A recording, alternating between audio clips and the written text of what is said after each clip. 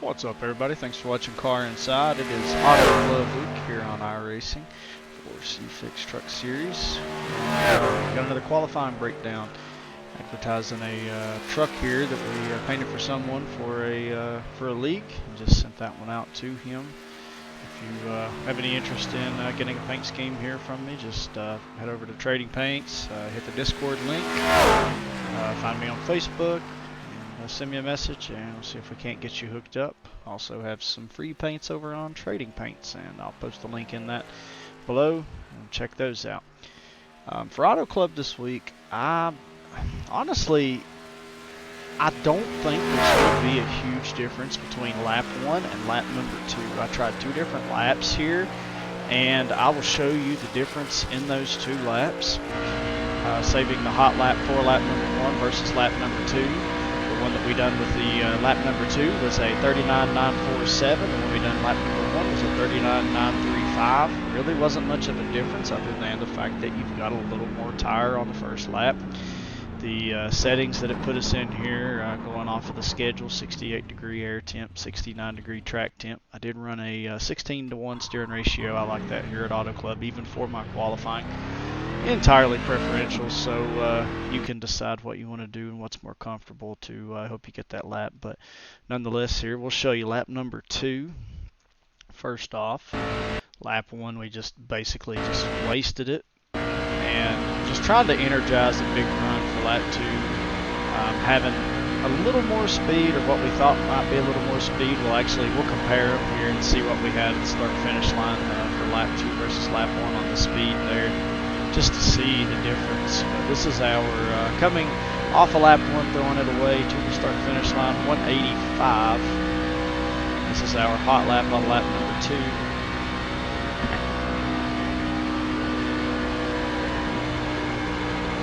For both laps I did run the top in 1 and 2. It seems you can't run wide open on the bottom. You have to lift just a little, and even though you can kind of get in there, get through the entry in the middle of the corner a little faster, coming off the exit of turn number 2 on the top just carries too much speed down the backstretch and helps you propel a lot more speed into 3 to get the truck, which actually helps the truck rotate better. So I found running the top in 1 and 2 was a lot faster than the bottom. And this is our lap number 2, which was the 39.947. So we'll show you guys the lap number 1 here, back it up. Basically what I've done, I just come out of the pits, and I'll show you a little, fast forward a little bit. But basically I was just as aggressive as I could be coming out of the pits, fighting the wheel, just trying to get as much speed as I could to set up through 3 and 4. Run that top side and carry that speed down the front stretch since we're running it on lap number 1. And again, the tire wear may be the difference here. We're going to see what the speeds were 1 versus 2. Wide open through 3 and 4. Never lift when you leave the pits. I mean, even throughout the entire lap, coming down the start finish line, speed 184. So carrying just a split second later, we're hitting 185. So not much of a difference at all. Running the second seam, kind of in the middle of these 2 seams here for the lap. Just don't want to turn the wheel too much, scrub too much speed. Kind of don't want to be up all the way up against that wall and create drag. Just wherever you can run comfortably, wide open. Going into turn number 3 here.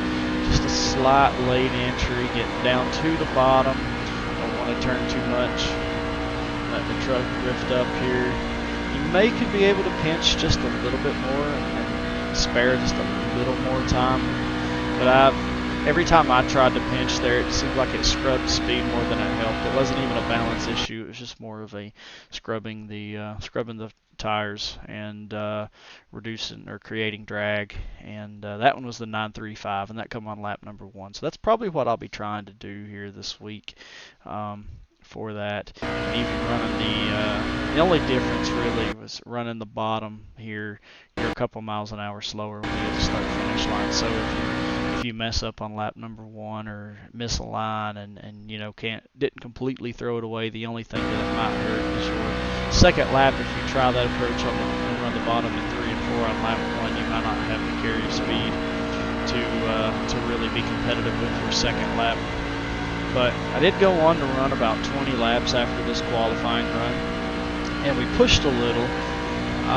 I feel like the balance on this is going to be maybe a little better than Auto Club in the past. The fact that you can't flat foot around the bottom, especially in 1 and 2, makes me hopeful, but it also makes me think that the truck is going to wear the right front more. And, well, I'll say this, it made me think the truck was going to wear the right front more. Then I looked at my tire wear for how I was running, and of course 8% more, and then the left side's 94 to 93. So anytime I see this, I'm a little weary with how the setup is, knowing that the left rear is taking more wear than the left front, and then more wear on the right front to right rear. That's worrisome to me with how a setup is built. Hopefully it provides some good racing as the week goes on. We'll just have to see. Again, as I said last week, for Kentucky, it's kind of hard to replicate momentum whenever you're out there running in clean air all by yourself and don't have any trucks around you. So trying to compare lap times a little bit here, especially later throughout a run. Early on, we were kind of doing what we would feel like would be the tire-saving method, so lap times kind of falter a little, and of course you don't have the draft of the other trucks to go along with that, so maybe not look so much at the lap time early in a run, with us just pay attention to what we're doing here, lifting early, lifting slow, try not to slam the nose of the truck on the ground, letting the nose settle, get it pointed in the right direction, and getting back on the gas.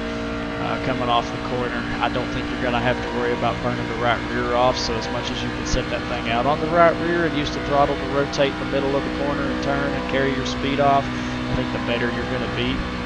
I did try running the bottom for a little while. I think you might be able to make the bottom work in 1 and 2, especially 3 and 4 early in a run, first 4 or 5 laps, to try to maybe get that track position.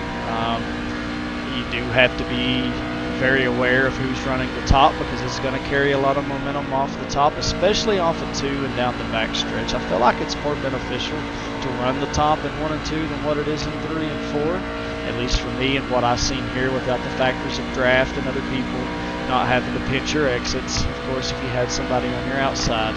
But just running in a single car test here, I feel like the top is where I'm going to be running in 1 and 2, and then I'll be running the bottom in 3 and 4. We'll jump ahead to a couple laps here later on in this run. I'm going to go back to where, let's see here, I had a couple laps in my mind that I was trying to compare. Look at lap 26 here. I may be wrong, if so we'll just watch a few more laps and then see what we were doing. But running the bottom here, just trying to get the nose settled. I think I could have waited on it just a split second later to get back on the gas. It kind of pushed off, but the lap time wasn't too bad compared to what we ran next on lap 27. We'll see what we were doing on. I think I know what I was doing on 27.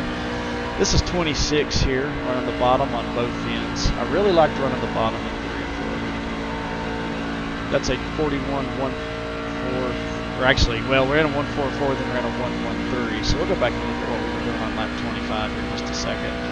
Lap 27 was a little bit slower. It was 0.2 slower. We're going to run the top in 1 and 2, which is not where we lost time. What I've noticed running the top versus the bottom is by the time you get to this caution line on the backstretch, whatever your lap time is, if you run them both right, it's going to even out, but it's the speed that you carry from that point on, and especially the speed you carry into 3, that momentum that you can carry into 3 and still lift off the throttle and get the truck to turn. Having that extra speed really helps project you into turns 3 and 4 and carry more speed on the bottom. And you can see we ran the top there, and it was 41.353, so it's 0.2 slower. Let's back it up to lap 25 and see what we were doing here compared to the next lap of 113 running the bottom. So yeah, okay, here we go. Perfect example. Lap 25, 41.114. We ran the top in 1 and 2.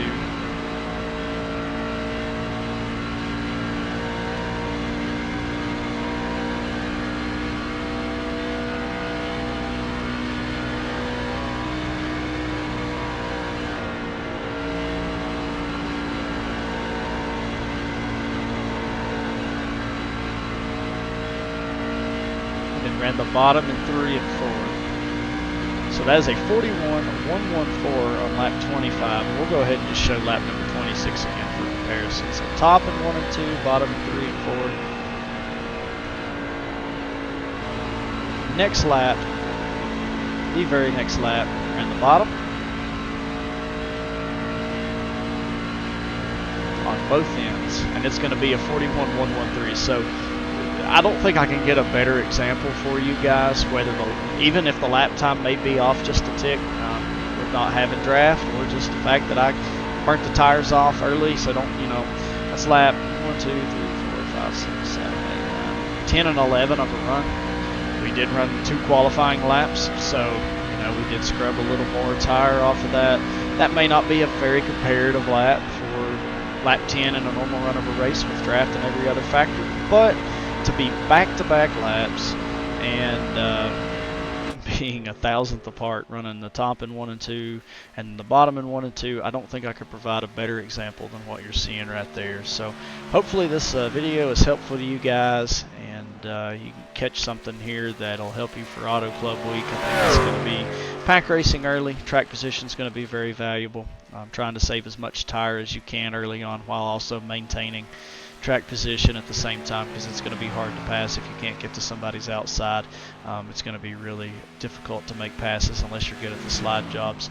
I'm hopeful for this week. I'm always skeptical, but I feel like the set, at least for running single car around here, feels pretty good. The balance is a little better for 20 laps. Looking at that split, a little better than what I've seen in the past. So hopefully that carries on into the race and provides some good racing. But as always, appreciate you guys watching Car Inside. Be sure to check out all the links below for paints, for other videos here on the channel and everything like that. And hopefully we can keep these videos coming.